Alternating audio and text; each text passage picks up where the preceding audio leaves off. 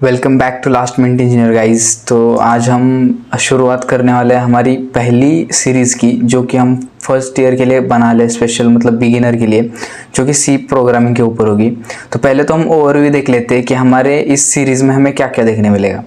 तो ये totally I think 6 lecture की होगी। पहले लेक्चर में हम क्या देखेंगे, इंट्रोडक्शन टू सी प्रोग्रामिंग, मतलब इंट्रोडक्शन मतलब क्या सी लैंग्वेज क्या है ये वो देखेंगे। और सेकेंड लेक्चर हमारा होगा प्रोग्रामिंग कंस्ट्रक्ट्स के ऊपर, जैसे कि इफ एल्स जो भी स्टेटमेंट्स होते हैं उनके ऊपर हम देखेंगे दूसरा लेक्चर। और तीसरा लेक्चर हमारा होगा अरेज एंड स्ट्रिंग्स के ऊपर। उसके बाद हम देखेंगे structures and unions, and at the end हम देखेंगे फंक्शंस के बारे में और पॉइंटर्स के बारे में। ऐसे हम 6 पार्ट्स में डिवाइड कर रहे हैं हमारी इस सीरीज़ को। और ये हम जल्द ही शुरू करने वाले हैं। तो आज तो हमारा इंट्रोडक्शन टू सी के ऊपर लेक्चर रहेगा पूरा। तो चलो डायरेक्टली चलते हैं इंट्रोडक्शन टू सी प्रोग्रामिंग के लेक्चर 1 पर। तो इंट्रोडक्शन टू सी प्रोग्रामिंग के पार्ट में आप सभी का स्वागत है, मतलब लेक्चर में।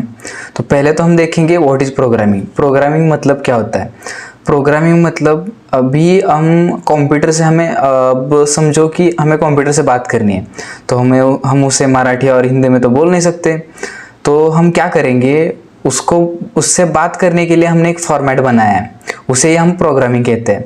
मतलब अगर समझो तुम्हारा एक दोस्त है मुंबई से और पुणे से, उससे तुम्हें बात करनी है, वो बोलता है हिंदी में, तुम्हें आती है मराठी। तो तुम्हारे बीच का जो मीडियम होगा ना, मतलब तुम दोनों को इंग्लिश आती होगी, तो उस इंग्लिश को हम प्रोग्रामिंग कहेंगे। ऐसा ही समझो कि मतलब अगर तुम्हें एक कंप्यूटर से बात करने का मीडियम है प्रोग्रामिंग लैंग्वेज, तो उसे हम प्रोग्रामिंग कहते हैं। तो हमारा पहला कंसेप्ट तो क्लियर हो गया कि प्रोग्रामिंग मतलब क्या है। मतलब हमें कंप्यूटर से बात करने के लिए जो भी लैंग्वेज लगेगी उसे हम प्रोग्रामिंग कहते हैं। और बात का क्वेश्चन है what is C and why C. C एक प्रोग्रामिंग लैंग्वेज है जो कि डेनिस रिची नाम के साइंटिस्ट ने यूएसए में पहले लॉन्च की थी, वो फाउंडर है सी का। और व्हाई सी, अब सी का सिंटैक्स बाकी लैंग्वेज से मतलब थोड़ा बिगिनर्स फ्रेंडली है। पाइथन का तो फुल फ्रीली है और जावा का थोड़ा सा एडवांस है इससे। तो कैसा है ना, सी लैंग्वेज अगर तुम अच्छी तरीके से करोगे तो बाद में कौन सी भी लैंग्वेज में तुम डाइव कर सकते हो, जिससे कि तुम्हारी बाकी की नॉलेज है लैंग्वेज की, उससे ज़्यादा तुम्हें डीप नहीं जाना पड़ेगा।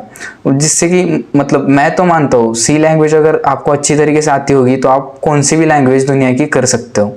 यही सी का फायदा है। यूज ऑफ सी का यूज बहुत जगह होता है, जैसे कि गेम बनाने में सी का यूज होता है, मतलब लैपटॉप्स में यूज होता है, और टैब बनाने में सी का यूज होता है। तो सी का यूज बहुत जगह है, पर अब मॉडर्न डेज के ज़माने में पाइथन और जावा एडवांस है सी से।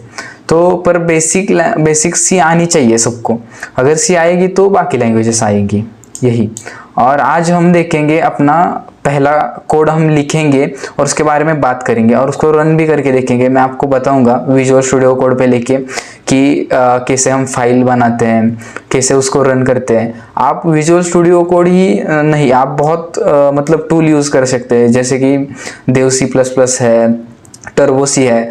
मैं तो मानता हूँ टर्बोसी यूज़ करो। टर्बोसी में कैसा होता है, मतलब तुम्हें पूरा लिखना पड़ता है। वैसे VS कोड में ज़्यादातर चीज़ें वही VS कोड ही सजेस्ट करता है। तो as a beginner I think आपको टर्बोसी ही पे कोडिंग करनी चाहिए सी की। और बाकी बहुत कंपाइलर है ऑनलाइन, तो आपको बहुत सारे मिल जाएंगे। तो अब डायरेक्ट हम VS कोड में जाएंगे और वहाँ पर ही देखेंगे। तो अभी हम आ चुके हैं अपने VS स्टूडियो में। तो VS स्टूडियो का मतलब विजुअल स्टूडियो कोड। तो देख लेते हैं हम क्या करेंगे। अभी तो हम एक नया फोल्डर क्रिएट करेंगे। तो फोल्डर क्रिएट कैसे करना है वो यहाँ पर देख सकते हो तुम। यहाँ पर क्या करेंगे, ओपन फोल्डर करेंगे। नया फोल्डर क्रिएट करना है ना, तो एक डेस्कटॉप पे जाएंगे और न्यू फोल्डर के ऑप्शन पे क्रिएट करेंगे। न्यू फोल्डर पे एक नाम देंगे सी बाय लास्ट मिनट इंजीनियर, मतलब एक फ़ोल्डर क्रिएट हुआ हमारा। और यहाँ पर हम सेलेक्ट करेंगे उस फोल्डर को और ये VS कोड में ओपन हो चुका है। अब इसके अंदर हम क्या करेंगे, एक फ़ाइल को क्रिएट करेंगे, जैसे demo.c। अब यहाँ पर .c क्यों किया, ऐसा आपको क्वेश्चन आ गया होगा आपके दिमाग में। तो हमने डॉट सी क्यों किया, क्योंकि हमें इस प्रोग्राम को हम जो भी हम राइट करेंगे उसको कंपाइल करना है और उसको एग्जीक्यूट करने के लिए डॉट सी नाम का एक्सटेंशन का यूज़ करेंगे हम। तो अभी हम क्या करेंगे, कोड को राइट करेंगे, हैश इंक्लूड stdio.h। ये हमारी जो हेडर फाइल है हैश इंक्लूड, मतलब ये क्या करती है, ये स्टैंडर्ड इनपुट आउटपुट को है ना, मतलब जो भी फंक्शंस होते हैं प्रिंट एफ स्कैन एफ, ये लाइब्रेरी को इंक्लूड करती है, ये लाइब्रेरीज को। उसके बाद हम क्या करेंगे, इंट मेन, एक मेन फंक्शन डिक्लेयर करेंगे और उसके बाद सेमी कॉलम लगाएंगे दोनों और प्रिंट एफ फंक्शन का यूज़ करेंगे यहाँ पर। प्रिंट एफ में क्या करेंगे, लास्ट मिनट इंजीनियर, और उसके बाद सेमी कॉलम लगाना नहीं भूलना, याद रखो, क्योंकि फर्स्ट ईयर में ज़्यादातर यही गलतियाँ होती हैं। उसके बाद हम क्या करेंगे, रिटर्न 0। मैं बताऊंगा मैंने ये सब क्यों किया, रिटर्न 0 वगैरह, और उसको सेव करेंगे Ctrl+S करके, मतलब Ctrl+S करोगे तो ये हमारा कोड सेव होगा। और अब रन करके देखते हैं, यहाँ पर देख सकते हो तुम, लास्ट मिनट इंजीनियर कोड हमारा सक्सेसफुली रन हो चुका है। तो ये मैंने पहले क्या बताया, हैश इंक्लूड stdio.h, ये काम क्या करता है, ये एक स्टैंडर्ड इनपुट आउटपुट लाइब्रेरी है, उसको इंक्लूड करता है जिसमें प्रिंट एफ स्कैन एफ जैसे फंक्शंस होते हैं। और इंट मेन क्या है, हमारा मेन फंक्शन है, यहाँ से हमारा कोड एग्जीक्यूट होना शुरू होता है इंट मेन फंक्शन से, मतलब इस फंक्शन से हमारा कोड आगे शुरू होगा। तो यहाँ पर तुम देख सकते हो प्रिंट एफ नाम का फंक्शन है जो स्टैंडर्ड इनपुट आउटपुट में आता है, और ये काम क्या करता है, हम जो भी कमांड देते हैं प्रिंट एफ, मतलब हम कंप्यूटर को बता रहे हैं कि प्रिंट करो, मतलब लास्ट मिनट इंजीनियर, ये दोनों कॉलम में जो मैंने लिखा है ये लास्ट मिनट इंजीनियर को प्रिंट कर, ऐसा कमेंट पास कर रहा हूँ। यहाँ पर मैं ऊपर लिख भी सकता हूँ, एक डबल स्लैश लगा के मैं यहाँ पर मेरी कमेंट लिख सकता हूँ, जैसे कि मैं यहाँ लिखता हूँ प्रिंट माय नेम, मतलब मैं एक कमेंट लिख रहा हूँ प्रिंट माय, जो कि हमारे कोड में एग्जीक्यूट नहीं होगा, इसे हम कमेंट कहते हैं। ये हमारे कोड का पार्ट नहीं है, सिर्फ ये मैं एक बता रहा हूँ कि कंप्यूटर को, मतलब मुझे समझ आएगा जब भी मैं कोड लिखूंगा 1000-2000 लाइंस का, तब मुझे पता चलना चाहिए ना कि ये किस चीज़ के लिए क्या है।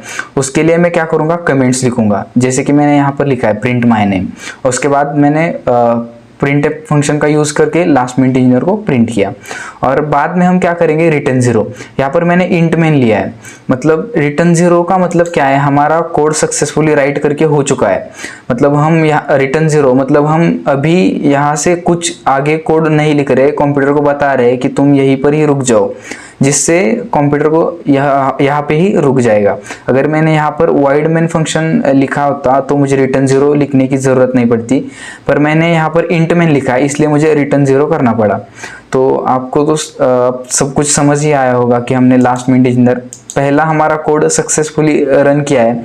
तो आप भी अपने VS कोड पे कर सकते हो या ऑनलाइन कंपाइलर पे कर सकते हो, टर्बो C++ पे कर सकते हो, कहाँ भी कर सकते हो।